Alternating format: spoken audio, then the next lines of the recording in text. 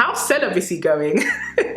So my biggest highlight of 2020 was when I made 5 figures in a week. And I think when people hear you're celibate, they automatically hear, oh, you're dating me so that I can become your husband. It's like, no, I'm trying to get to know you. Me and my coochie, we stay close for me. We stay close for Jesus. We've interviewed Lydia Dinga. That was another highlight of this year, actually. You have a man, stop lying. Who said I'm lying? Hey guys, welcome back to my channel. I hope you are all doing well. I know it's been a while, but I am back. I know I say that every video, but here is a life update / Q&A so you can kind of get an idea as to where I've been. I asked you guys on Instagram to ask me all things business, personal, relationships, podcast, and you guys have sent me over your questions. If you're not already following me on Instagram, go and do that. And without further ado, let's get straight into the video. So I'm not currently in my usual spot. I'm actually in Accra, Ghana. That's why I'm glowing like this. The sun is beating down on me and I am just so happy to finally be back home on holiday. I've actually been to Ghana already this year. I came in January, but I just needed a break. London has just gone into tier 4. I am so happy that I'm not there, but I'm also on a rest and reflect holiday from work where I'm preparing for 2021. And I've actually got some questions about my goals and visions for 2021. So I'm going to share that now as we dive into these questions. What are your future / next goals for your business? Where do you see it going? If you don't know already, I run a company called CDB London. I am the founder of that company and we are an end-to-end premium wig making service. So far, my company has been mainly e-commerce retail, obviously because of Corona. We actually used to have a small salon studio where we would do hair installs, but we no longer do that because of Corona. So we are mainly e-commerce now and I've been loving the e-commerce life and it's actually allowed me to have a vision that is scalable for the company. So next year, we're going to be focusing on training more stylists, training more people to become stylists so they can make extra income, especially during these times. People who already have an interest in wigs or maybe looking for a side hustle, we are looking to train them up so that they can use our hair and offer it to their building clientele. So that's the sort of thing that I'm trying to build for next year. Hopefully, it means that we can really spread out the money that is coming in and also help people learn a new skill, make some extra money and look good whilst doing it. I'm not currently wearing a wig because it's super duper hot, but any wig that you usually see me wearing, not even usually, any wig you ever see me wearing is a CDB London wig. I will leave the details down below. We are having a major restock in January, so definitely check it out because things will be in stock and ready for next day delivery. I'm so happy. But yeah, that's my future plans for my business. Future goals, I'd say long-term goals, are definitely multiple locations, training academies, and just business schools, beauty business schools all around the world. Yeah, that's pretty much like future long-term goals. We'll see how that turns out. How do you go about reflecting and setting new goals for the next year? So this is actually really relevant considering it's the end of the year now. 2020 has been a major roller coaster and a whirlwind, but what I do is take time to just slow down. I think it's really hard sometimes to cast a vision when you're constantly running and firefighting and putting out different things that come up, going to work, having to deal with family drama, having to just deal with personal things. So really take time to slow down your life, get into a secluded place or somewhere where you can just rest and be quiet and also just be still. And I personally pray. As you guys know, I'm a Christian. I pray and I really just ask God to just open my eyes to different opportunities and different potential in the things that I currently have, whether that be skills, talents, my current businesses, the current resources that I have. I ask God to give me direction, and usually I find that in having conversations with new people, the people God brings my way, I get new ideas for what it is my life could look like for the next year or the next 5 years, and I decide which one do I want, and I ask God, is that what you want for me as well? And if it all lines up, or I feel like, okay, let's just see how it goes, I just keep planning my year that way and just hope that whenever the time comes to pivot, if I need to redirect, I will. I would say open up a notebook as well and write these things down. Write down the things that you would love to happen, write down the things that you dream of and start working towards that. Reverse engineer it and see what you need to do now to get to there by the time you want to be there. Are you planning on going back to school for a master's again? Yes, I am. I would love to get a master's in business administration, aka an MBA. I would love to study in the States. But as of right now, where I am with my company and just with my career, I am doing a lot of things on my own. I am starting different ventures. Of course, I do creative things, working with brands, creating YouTube videos. I've got new projects coming out as well. I've got a podcast. All of these things are moving right now. It's not like I need a qualification to get those things started. They've already started, they're already progressing, and I would love to focus on growing them for some time. So I'm not in a rush to go and get my master's degree. However, I would love to go back and further study because I do actually love studying. And if it got to a point during my career of being self-employed or being a CEO or a founder that I needed more information, which it probably will happen, it will definitely happen because I need to expand my knowledge, I would go back to education, formal education, and get that information, as well as, you know, a credential that could open even further doors for me. I hope that makes sense. What's been your highlight of 2020? I actually have a like one moment that stood out more than anything. Okay, I'll give some context. At the beginning of the year, my business was really struggling because, as I described in the beginning, we were a salon-based business, and with Corona and with lockdown, a lot of those industries, service industries like my own of hairdressing, had to close down. Because of that, I had to work from home as best as I could, but you can't really do what you need to do from home. So it was really depressing, and I decided to switch my business purely to e-commerce. But then I was experiencing some major issues with my logistics in terms of getting hair from my supplier, getting things and resources that I needed to me in time, because shipments were all delayed because of COVID. But thank God I was actually able to invest some money into buying a whole bunch of stock. Now this was a lot of money. Well, for me it was a lot of money. Bearing in mind at that time I was like on minimum wage. I wasn't really making a lot of money. I was making enough to live, but nothing substantial. I didn't have a team. I wasn't paying anybody. So I invested like all this money that I had into buying up loads of hair so that we could offer next day delivery. And when the hair came, some of it was like not what we ordered. It was just a big kerfuffle. But in July, we decided to have a big sale of all of that stock, and we sold out in less than 24 hours. This was on, I believe, the 3rd of August. No, the 1st of August.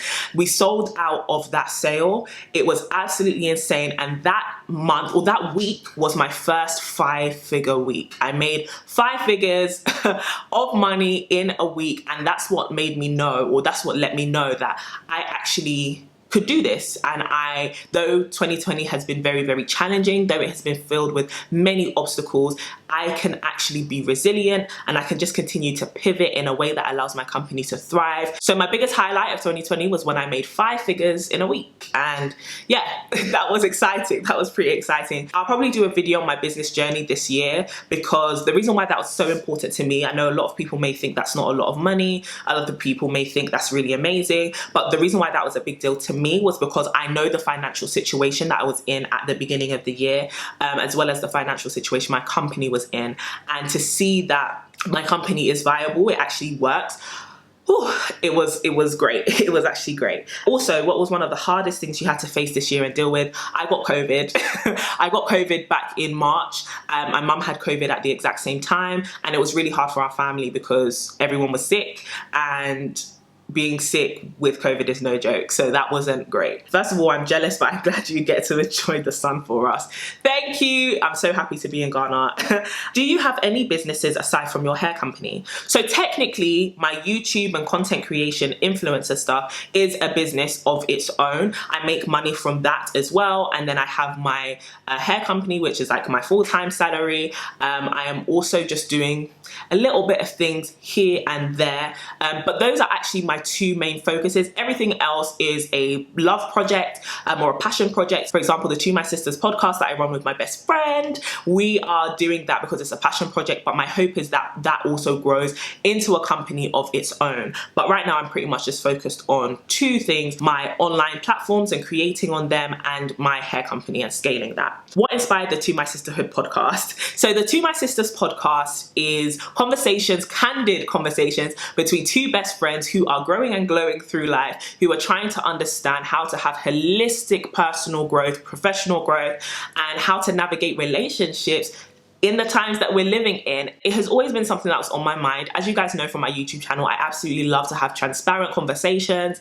I just love to talk. Talking is what I do, as you probably tell from this video. So I wanted to start a podcast. Originally, actually, we recorded the first episode last year, over a year ago, like a year and a half ago. And it was actually meant to be a podcast of me alone just talking. However, I wanted to have guests on periodically. As I was preparing to record some episodes, I decided to interview a guest first, and that guest was actually Renee. Renee is obviously my best friend. She was my best friend back then, so I just asked her, do you want to hop on? Let's have a conversation. That conversation flowed so well, and it's actually what inspired our first episode of the official To My Sisters podcast that launched last month, Frenemies. And we had that conversation. It was absolutely amazing, and I decided that I actually didn't want to do a podcast by myself. Work also got extremely busy, and then COVID happened. And then myself and Renee, because we are both in the same Christian ministry called Zoe, we did some Instagram lives together, and obviously you and your best friend are going to bounce off each other really well, and people's reception to those Instagram lives were really, really good. And I just thought,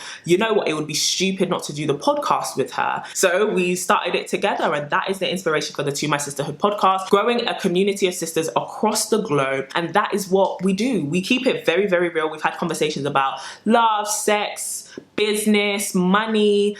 We've interviewed Lydia Dinga. That was another highlight of this year, actually. Our first guest on To My Sisters podcast, I believe it's episode 11, was Lydia Dinga here on YouTube. She is amazing, absolutely amazing. One of like my biggest inspirations, to be honest, this year. A lot of women have inspired me this year, and she was definitely at the top of that list. So to be able to interview her, insane, and to do it alongside Renee, insane. So I would definitely leave the information down below for you to check out the To My Sisters podcast. It is on Apple and Spotify, so you can definitely check that out. How do you manage work-life balance? I'm seeing that you work extra on your stories. This is very true. If you follow me on Instagram and watch my stories, you will see I'm sometimes at work till like 3, 4, 5 a.m., 6 a.m., just working all the time.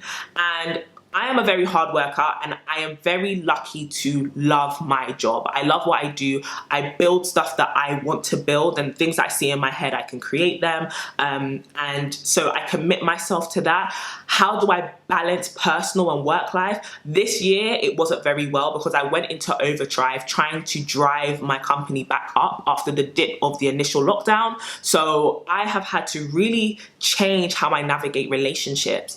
It was initially very hard, and actually it was one of the things that I discussed first off in therapy, because I felt as though, I started therapy. I think I've mentioned this. I started therapy this year.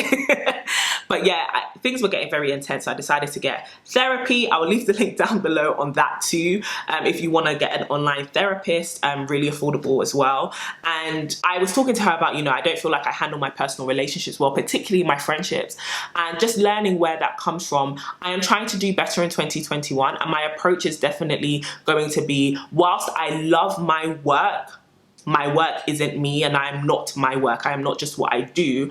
I am a holistic person. I am made of a plethora of things, including the relationships that are in my life, which I should cherish and honor. So for me, drawing boundaries as to leaving work at a certain time or creating time within the day, if I am going to work, at work for hours, creating time within the day to speak to the people that I love, whether that be friends, family members, even responding to you guys in comments and in the DMs, because sometimes it all gets away from me and I start to feel overwhelmed. So for me, creating boundaries when it comes to particularly time and how much time I dedicate to things is really important to me. I was recently let go from my job. Any advice on pivoting into a new creative field?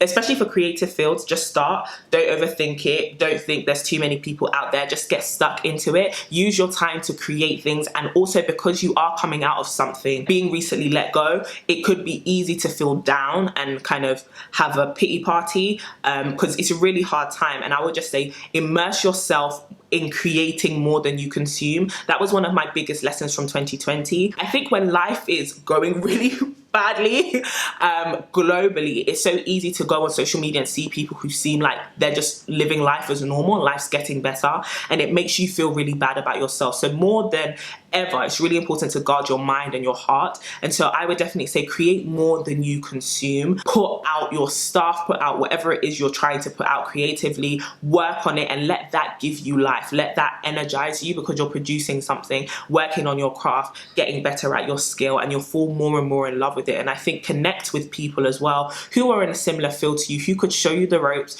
who could tell you how to navigate in that space, particularly if you are going to rely on this as an income. I think it would be really good to connect with people who are already doing that, who could help you understand it a bit better. What are some practical things you do to improve or promote your mental health?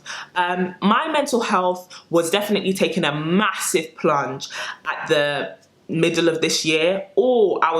I was losing my mind. I really was. I would burst out into tears. I would have full breakdowns. I would be upset, then happy, then trying to figure it out, then just losing my actual marbles. And I decided to go to therapy. I actually decided to seek out counseling just to talk to somebody. I am a Christian. I worship Jesus. I pray. I have a church community that I'm a part of. Why would I go and seek external, maybe non-Christian therapy? My thing was, I need to talk to somebody who has no expectations or preconceptions about who I am. I think it's very easy when you're talking to people around you, people who are close to you, or even people who are familiar with you and know you in another context, whether that be as a daughter, a friend, somebody with a responsibility, as a business owner, whatever. Oftentimes the advice they give you is channeled by that view of you rather than you as a human being who is detached from your responsibilities. And I wanted to talk to somebody who didn't just see me and see my responsibilities, but actually just saw me, my history, what I've been through, where I'm trying to go, and would just listen to me and only know me in that context. And so I decided to find a therapist. That was number one. Number two, slow down. This year taught me I was moving way too fast. Like I said, I used to work crazy hours and crazy shifts back to back to back. And this year taught me you've got to slow down. At some point, you actually need to rest. You need to gather your thoughts together. You need to write some of the things down and plan. Do not overwhelm yourself, or you're going to feel extremely disappointed in yourself. You're also going to feel extremely burnt out and tired, and your body really can't keep up with that. So take care of yourself and slow down. That is two of the things I learned this year. Therapy, slow down. Would you ever mentor or take someone under you? I would mentor eventually. I am not at the stage right now in my life where I could mentor somebody, just because I'm happy to give advice. I'm happy to talk to people. I'm happy to even give, any wise counsel that you need. However, when it comes to mentoring someone, I think that that's a super big deal. I think mentoring is actually a life thing. Whilst you may not be journeying with each other for life, I think a mentor is a huge part of your life's journey and your life story. And I haven't got the capacity right now to help people in the way that they would need if I was their mentor, if that makes sense. But I am definitely like a big sister to people, or a sister to people, even a younger sister to people. And I'm happy to, talk whatever, but mentoring is just such a close relationship that right now, because of my life, because of my schedule, because of the things I'm trying to focus on, and also I think because of my age, I'm not dedicated to being a mentor, if that makes sense. What habits will you be leaving or taking with you into 2021? Habits I'll be leaving in 2020 is overworking,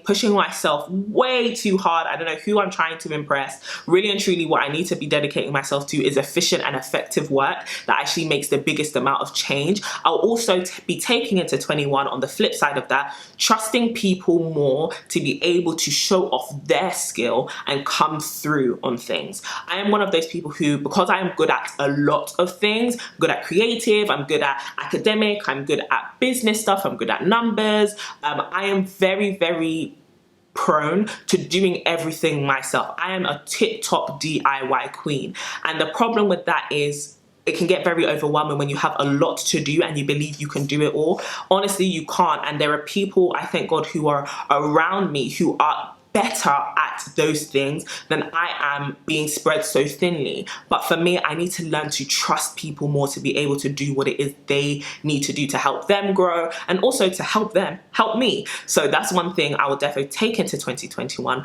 Another thing I'm leaving in 2020 is negative thinking. I'm a realist. I will say that I'm not a pessimist, but I am also not the most optimistic person. I am not somebody who thinks extremely optimistic. However, I am somebody who wants to look at the reality of things and just have faith for the good. I think that's one thing I really do want to take in 2021. I think negative thinking and just thinking bad about yourself, bad about situations, and really just psyching yourself out before you even give yourself the chance to try really does guarantee you missing out on 100% of opportunities, and I don't want to do that. So I'm going to try and think a lot more positive about myself in terms of becoming more confident in who I am and what I know, even what I look like as well. 2, in my business capabilities, being actually hopeful that anything I put my mind to, I can actually achieve it and I can push things forwards, and if anything, there's miracles, and I hope for miracles to happen. And also positive thinking in terms of trusting people a lot more, trusting people to come through with what it is that they say they'll come through, and letting people into my life. I would definitely say that's something that I'm taking into 2021. How do you maintain clear skin? My skin has gone through a lot this year. My skin is definitely not at its peak right now, but it's getting a lot better. At the beginning of the year, I had a major breakout on my face from actually being in Ghana and just having a lot of dust around me and not, like, I guess, cleansing my face properly. So my old skincare routine of just doing the bare minimum was not cutting it anymore. So now I'm actually using a range of products, and I'll happily film a skincare routine. One thing I will say is I have, I guess, genetically good skin. I've never had acne, for example. Sometimes I do break out from like dirt or hormones, but I've never been the sort of person to get really, really bad breakouts or acne. I have had hyperpigmentation on my face. I've discussed this before, and that cleared up with use of, I'll actually link my old skincare routine so you guys can go and see, but it was a mix of black soap, shea butter, and cocoa butter sometimes. Yeah, stuff that basically you shouldn't use on your face. I was using it on my face, it was working for me. But I do actually have a proper skincare routine now. Drink a lot of water. I drink quite a bit of water as well, and I don't wear makeup very often. In fact, these days I wear makeup like once a month. If I'm not filming, I'm probably not wearing makeup, because even when, or if I'm not going out to like something super important, like if I'm going out to like a birthday dinner, I'll wear makeup. But if we're going out to have lunch, I'm not gonna wear makeup. Things like that. I don't wear makeup as often as I used to. What is a day in your life like?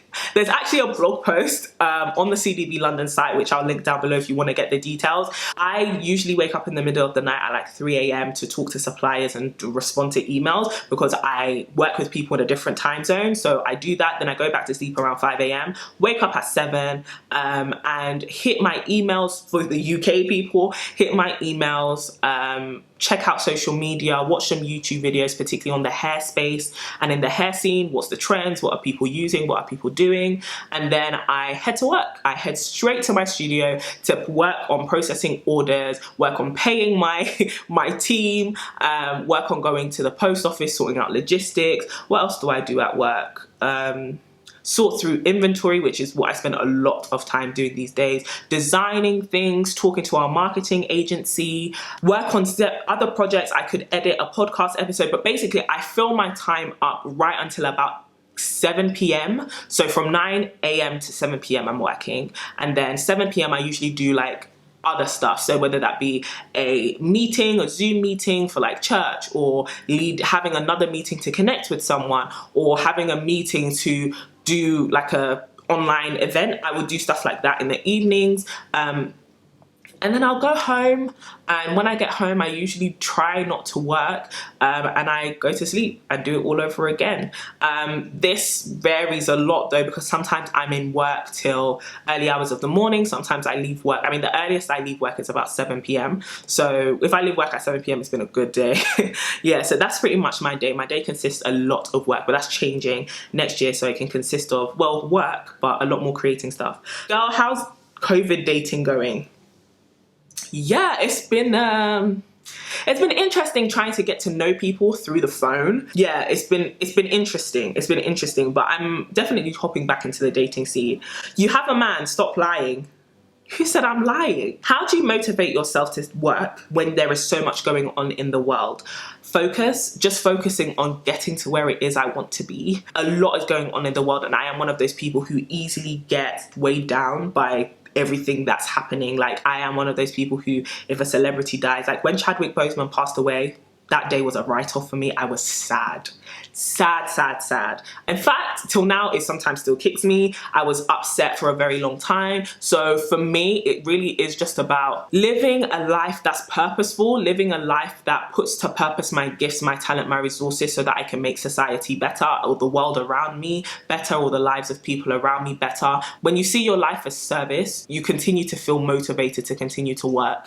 And I look at the legacies of people like Chadwick Boseman, and I'm extremely inspired by the fact that if you apply your time to do the things that you were purposed and destined to do, you leave a legacy, you leave a mark, but also you live a life that you love.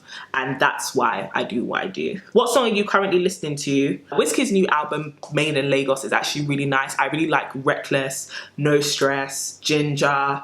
I'm Blessed. Blessed is my favorite song on that album. It's absolutely amazing. Do you have any advice for a newly baptized person? Any advice would be great. Continue to just fall in love with God more. Don't get complacent. I think a part of your Christian journey, it's very easy to get complacent. This year, another thing I didn't mention, has taught me, hold on to God and nothing else. Everything else is shakeable. Everything else is movable. God is the only one who will stand sure all the time. Absolutely all the time. And number two, you're only on this earth temporarily. And the amount of deaths that have happened this year, both around me personally and just generally in the world, have reminded me that I am only here for a very short fragment of eternity. Invest in your spiritual wealth and your spiritual life as well, but continue to have that fervency for God that drove you to become, or not even drove you, that got you and gave you the grace to become baptized in the first place. I would definitely say don't lose that fire. Continue to fan it, and every time that you see that fire start to dwindle, guard it. Guard it, really, just guard it with all intentions, because once it goes out, it's very hard sometimes to stir it up again. It really is only by God's grace that sometimes you find that further back. So continue to just fall in love with God deeper. Don't assume you know everything about Him. Continue in that early love, that first love that you have, continue in it. And last question, how's celibacy going? It's going okay. Celibacy is actually going all right. It's been tough. I can't lie to you. It has been tough. I think it's been made easier though, in the sense of not being in a intimate relationship, well, not being in a relationship for a while. There have been some moments which have been extremely interestingly tempting, but I have, by God's grace, I'm okay. It's been interesting, this new phase, I think, in my singleness journey, because I'm now transitioning back into dating, and you kind of see, okay, now that I know myself, now that I'm confident in myself, and now that I've really like this with God, and discovering what I'm here for and what I'm destined to do, and I'm intentional about that, that changes your dating behavior, I would say. It changes the amount that you tolerate and don't tolerate. It changes the amount that you give. I find myself actually being able to give more because I'm less closed off. I think that's because I'm more secure in who I am, and more secure in the fact that I won't let somebody else change me, or somebody else determine my value. So I'm not scared. I think it's also allowed me to become a lot more trusting of people, but it has also meant, especially in dating, that I'm interested in, I think this is, I'll do a whole video on this actually. I'm in this phase where I'm trying to date. I would like a serious relationship, but I'm happy to date without having a serious relationship come out of it. Like, I just want to get to know people. And I think when people hear you're celibate, they automatically hear, oh, you're dating me so that I can become your husband. It's like, no, I'm trying to get to know you. Me and my coochie, we stay close for me. We stay close for Jesus. What you're doing is just trying to get to know me. So I think it could be interesting when people hear it. And oftentimes I don't tell people, but they go and they do their CRB checks on me. And, you know, here I am on the internet talking about I'm celibate. So yeah, it's really been interesting. But I'm good. I'm good. Like, actually, thank God, I'm actually good. So I hope you guys enjoyed this life update Q&A. I'm so happy to have finally been able to sit down and talk to you guys. I am about to go and get my luggage so I can drive 5 hours to go to Kumasi so I can go home, see my family, and I'll probably be back in Accra next week. I might vlog it, I'm not sure. Please leave in the comments down below what videos you would like to see from me now that I am back to creating content, and I will talk to you very soon. Stay beautiful and stay blessed. Mwah.